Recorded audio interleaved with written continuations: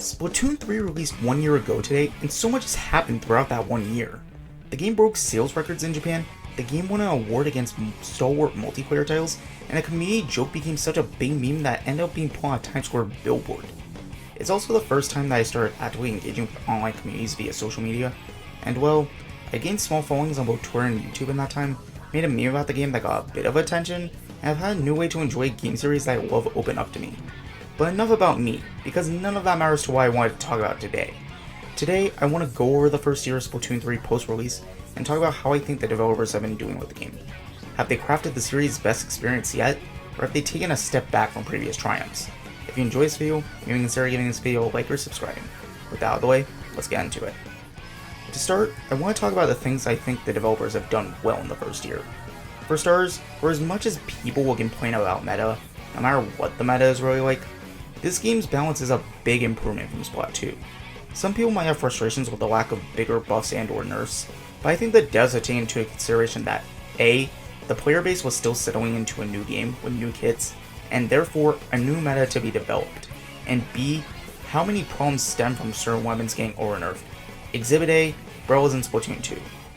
I think as time goes forward, there will be more cases of notable balance changes to weapons as needed, as the game's meta starts to stabilize more and more. But also, when new weapons are being added to the game every 3 months, I think that the devs also don't want to mess with the established weapons too heavily, while the player base tries to figure things out with the new weapons. The only major knock that I have is that I don't like the amount of points per special buffs that certain shooters have gotten. Back when Tactical wasn't a top tier special, it made a bit of sense, but now, NZAP 85 should really not have a 180p Tactical.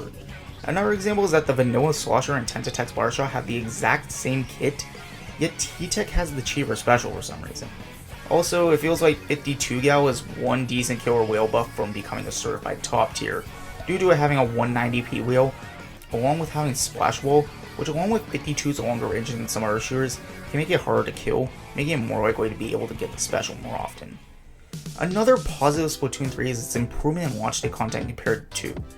3 had 12 stages at launch compared to 2's 8 stages. Every main weapon was in 3 at launch, unlike in 2, where some weapons took weeks or even months to get added. 3 had a superior single player campaign and rewards for veteran players at launch, such as having Anarchy unlocked without having to reach level 10 first, and having some golden shielding licenses, allowing players to start with any weapon of their choosing. Related to what I just said about the improved single player campaign, it generally feels like a lot of the core modes from Splatoon 2 were improved in the transition to 3. Salmon Run is now way more difficult, but also way more fun. The single player mode feels like much more than just a glorified tutorial, and certain changes were made to a couple of rank modes to address their flaws. Rainmaker added a checkpoint system as a remedy to games that ended up becoming 30-second stops if one team wipe happened, and Clan Blitz lowered the amount of clams needed to make a power clan from 10 to 8, possibly due to how the environment of solo queue Clan Blitz was in 2, as Clan Blitz was a mode that had a greater dependence on coordination to help push the objective than the other 3 rank modes. Now I have talked about what I think the developers have done right, let me begin to discuss what I think could be areas of improvement for the development team in year 2. I know everyone wants me to address the Tetris piece-shaped elephant in the room when it comes to common complaints about 3, but I'm gonna save it for a little later and talk about smaller nitpicks of mine first. My first issue with Splatoon 3 as a game is the insane amount of grinding that is required to more or less do anything in this game. For starters, in Splatoon 2, it was quite common for players to have maxed out the amount of money they had by the end of the game's lifespan, and it was clear the developers took that criticism to heart when designing this game, because it feels like just about everything in Splatoon 3 is designed to take money away from you. I have over 500 hours on this game, and I've just now been able to start building up money, and if I spend it on other things, such as scrubbing gear and increasing star power on our gear, I definitely wouldn't be in that boat. But that's not all. Let's also talk about how laughable the Salmon Run boss scale rewards are. Even if you're an EVP, good luck getting a silver, let alone a gold scale from boss fights. You would think that there's a way for these skills to become more likely to obtain based on your performance in Extra Wave, but nope! You can just jump into the water at the start of an Extra Wave and you'll be just as likely to get a silver or gold scale as you would be if you beat the boss with 50 seconds remaining. And when you're locking gear behind getting these skills, as when we reach Drizzle Season 2023, which this part of the script is being written before then, getting all the gear will require getting 60 gold skills alone.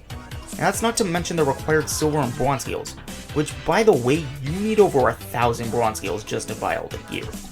That doesn't count everything else you can get via Samurai. Also, as a small little joke, Samurai as it pertains to leveling up catalogs is a joke. With you only earning 300 XP for a catalog for every wave you clear, while you can get 2500 XP for a knockout in ranked, along with 800 just for painting 500 points worth of ink in a 3-minute turf war game, with 600 more XP if you win a turf war battle. Speaking of catalogs, they are quite possibly the biggest offenders when it comes to the grind set mentality that Splatoon 3 encourages. If you couldn't get everything in a season's catalog because you didn't have the time, then too bad. Guess you'll have to hope for it to pop up somewhere else. This was already bad enough before we saw that this upcoming Drizzle season's catalog is reusing content from last year's Drizzle season catalog.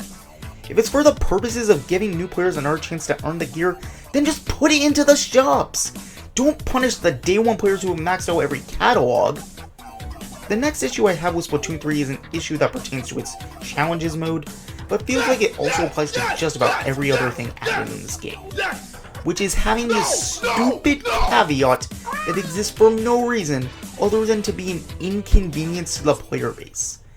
How hard would it have been to just have a challenge run under one 24-hour time period instead of 3 stupid 2-hour time slots? For someone like me, my daily schedule more or less means I can usually only play in one of these time slots for each challenge, and the reward for it is literally the same thing as a conch shell, except with conch shells, I can get multiple of them within a time period, and I get a bit over a week to do it, rather than 2 hours, maybe 4 if I'm lucky. Another big problem I've had with Splatoon 3 is just how many quality of life changes have been saved for post-launch. To keep score, off the top of my head, things that were not in the game at launch and or when the feature pertaining it to launch are names of the songs new to this game, the jukebox that would allow you to choose which songs you could listen to in the lobby, the ability to play table turf against actual people, solo queue for extra work, pools, X-Battles, Wii Battles, I think challenges replace them, special Splatfest battle wins being reported on the news, along with the ability to take a picture on a Splatfest boat. In the event of winning a 100x or 333x battle, starting at 9 am's at a time in gear shops as opposed to 6 at launch, the ability to replay certain Samurai Run job scenarios, and more. Another massive issue has been the games online, which despite largely having similar infrastructures to Splatoon 2, somehow feels way worse than that game's, and has also been a greater demotivator for me playing the game that was back then. I'm not going to go super in depth on the online itself, because this is more or less par for the course when it comes to Nintendo, sadly. One thing that I will rant about, however, is this stupid addition where if someone disconnects at any point in the first minute of a game, the game will end and everyone else's time will be wasted. This means that if you get off to a good start in any set ranked game, someone can leave out of spite and erase your hard work. If this can be done that easily, at the very least, stop with these super soft punishments for repeat offenders. Do not be afraid to enforce multi-day bans on players if there's a way to suspect that they're doing it maliciously. I'm tired of this happening in my games, and I want it to stop. Contrary to what others may say, I think that the seasonal update model had potential. I just think it was heavily botched in execution. It doesn't feel like there's enough content to justify waiting 3 months for major updates, as opposed to previous games, where there will be updates that brought new content to this game as frequently as once a week.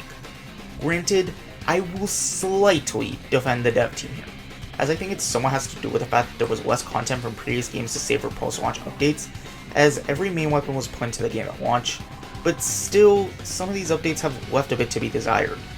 I don't mean to come off as entitled, because I know the development for a video game is very hard, and hell, it's probably even harder than even I think it is.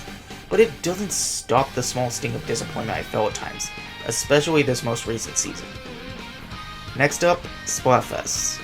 Honestly, I think the problems with Splatfest are big enough that I can make my own video on just them if I wanted to, and a video like that is currently part of my plans, subject to change, so I'll keep this segment brief. The main overlying problem with Splatfest, in my opinion, is that it feels like more or less the same experience that was back in 2015. That's not inherently a bad thing, but sticking with roughly the same format means that 2023 Splatfest inherit many of the issues 2015 Splatfest had. But with 8 years to see these problems and fix them, it becomes inexcusable for their continued existence in Splatoon 3. For those who have seen my Tricolor video, you already know how I feel about that mode, But I'll repeat myself here and say that the mode doesn't really do what the devs probably intended for it to do, which was to freshen up Splatfest, much like the shifty stations did. However, the mode was too unbalanced, and the rework of Tricore as a mode makes it feel nowhere near as special as something like the shifty stations. Now that I've brought up these issues, it's time for me to address the Tetris piece-shaped elephant in the room I alluded to earlier. This game's maps are phenomenally bad. The most frustrating part is that so many of these maps share the same common issues. Limited pass out of mid, lack of cover, uninkable walls, which therefore limit the ways that Squid Surge, one of the biggest new mechanics added to this game, can be used, and makes flanking nearly impossible, especially on most of the maps that are new to this game. The maps are overwhelmingly hated by the player base, but one thing I will say is that the new maps coming in the upcoming season are showing signs of improvement. They could still be very easily messed up, but they're honestly the most promising new maps we've seen thus far.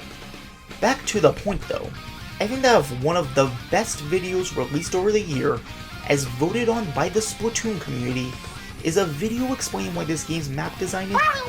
And it's a video that's brought together both Western and Japanese Splatoon fans. That should be an alarming sign as to how royally you up when it comes to the maps in this game. I lastly wanted to talk about two overlying issues that I think have played a key role in a lot of the issues I previously talked about in this video, so let's get to them.